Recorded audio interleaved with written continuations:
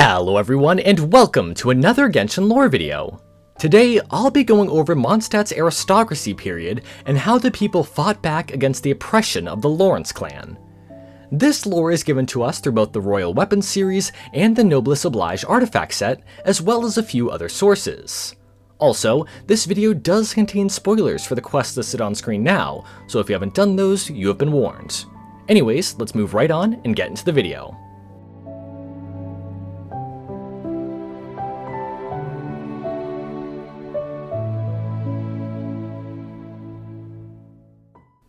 Before we get into the Aristocracy, we have to go back to the time of Decorabian's Mondstadt and the origin of the Lawrence clan. During this time, the Lawrence clan actually lived outside of Decorabian City, surviving as pioneers in the frozen wilderness. Because of this, they saw themselves as conquerors. Eventually, Decorabian would fall, and the clans of Old Mondstadt would move out of his city. They would go to an island in Cider Lake and construct a brand new city there. Additionally, the Lawrence clan would join the people of Mondstadt in moving here. At this time, the leader of the Lawrence clan was Vennessa.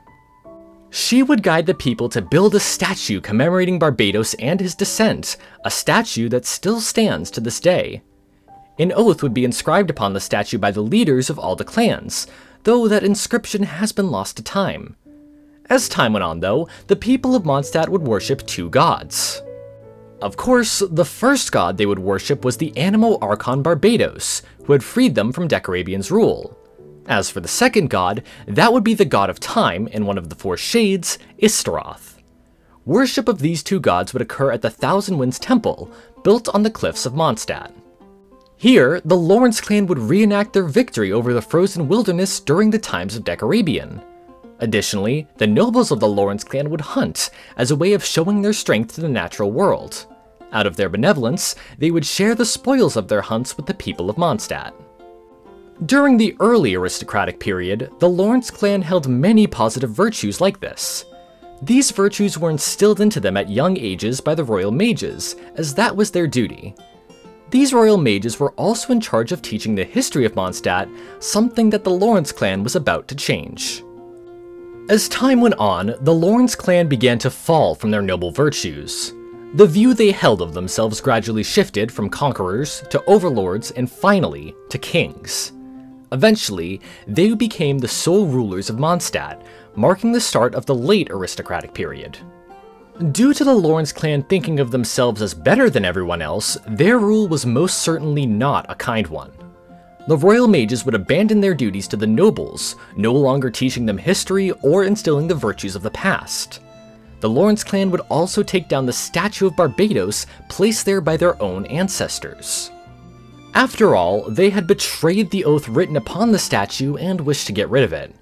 While the statue is back in place today, as I said, the oath was lost to time. Speaking of time, the suppression of knowledge in this era ironically led to the god of time Istaroth herself being forgotten in Mondstadt. This wasn't helped by the later Great Fire of Fall Equinox, an event that reduced the Mondstadt library to a sixth of its former size after the Aristocracy fell. Now, the Lawrence clan also made a number of changes regarding the art of combat. In their eyes, they believed that the nobles should only use swords.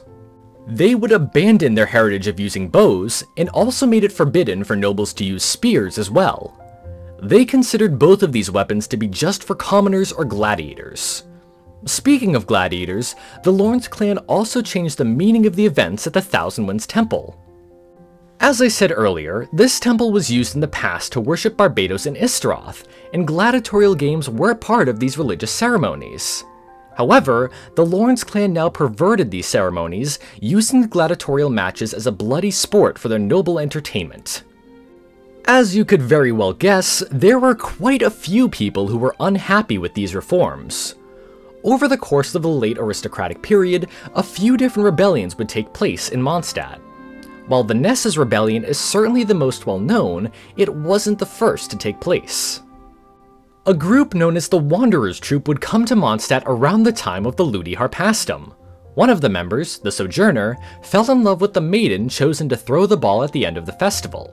However, this maiden would be claimed by a member of the oppressive Lawrence clan.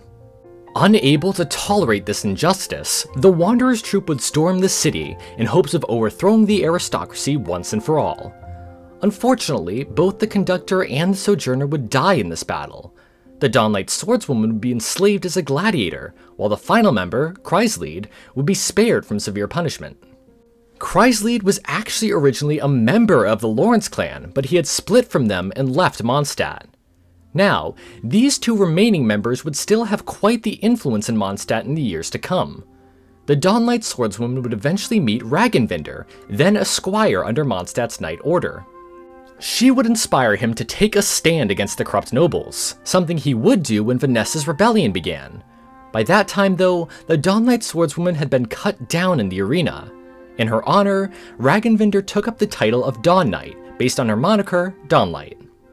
Despite his noble upbringing and the deaths of his friends, Chryslede would work behind the scenes to take down the Lawrence clan. He would establish an underground organization dedicated to undermining the aristocracy, which would go on to aid Vennessa's rebellion in time as well. It is possible that this underground organization is the same one that Diluc belongs to, but that's for another time. For now, it's time to talk about Vennessa. As the people's cries continued, they would eventually reach the ears of the Animal Archon Barbatos, who descended and returned to Mondstadt. Upon his return, he witnessed how the Lawrence clan had corrupted his beautiful city, and he was not going to let that slide. He soon met Vennessa, who was a slave and gladiator imprisoned by the Lawrence clan. Barbatos quickly decided to assist her, helping her earn her freedom and launch into an open revolt. As the rebellion continued, Barbatos took things a step further to change the tides of the war. He drafted a fake document which claimed that the Lawrence clan planned to sell Mondstadt to the Geo-Archon Morax of Liyue. Fearing that they would become slaves of the god of Geo, many soldiers of the Lawrence clan began to support Vennessa's rebellion. With few soldiers left loyal to them, the Lawrence clan would soon be overthrown by the rebellion.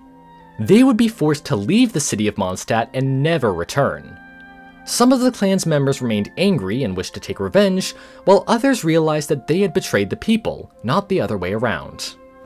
In the present day, the Lawrence clan is still looked upon rather poorly.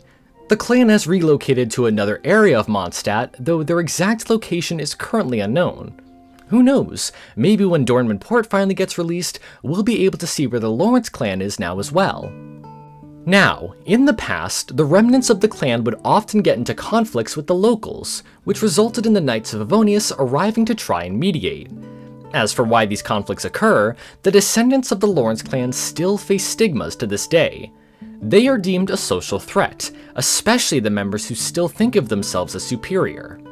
However, not all members of the Lawrence clan are like this. In fact, one of them has actually joined the Knights of Avonius, the organization founded by Vennessa after the aristocracy was overthrown. That knight is none other than Eula Lawrence, the Spindrift Knight and captain of the Reconnaissance Company. At first, there was a bit of an uproar about her joining the Knights from both sides. However, both Grandmaster Varka and acting Grandmaster Jean saw her talent and allowed her to join. As a result, the Lawrence clan dubbed her a traitor, something that Eula really doesn't mind. Time and time again, Eula has proven herself to be loyal to the Knights against her family. Alongside the Traveler, she stopped and arrested her uncle Schubert, who worked with the Fatui to try and reclaim Mondstadt. She also met her cousin Lasigue in the Valyria Mirage. Eventually, she was able to make him realize that he was stuck in the old ways of their clan and helped him see the truth, redeeming him. Anyways, that's pretty much it for the lore of Mondstadt's aristocracy. I really can't wait to get more lore about Mondstadt, so I really hope we get an expansion soon.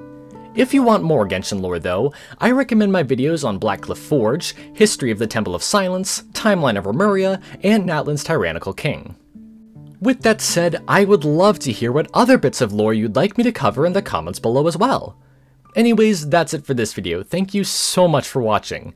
Sources and further readings are also in the description if you want to check them out. I hope you all have an amazing day, and I'll see you all in the next video.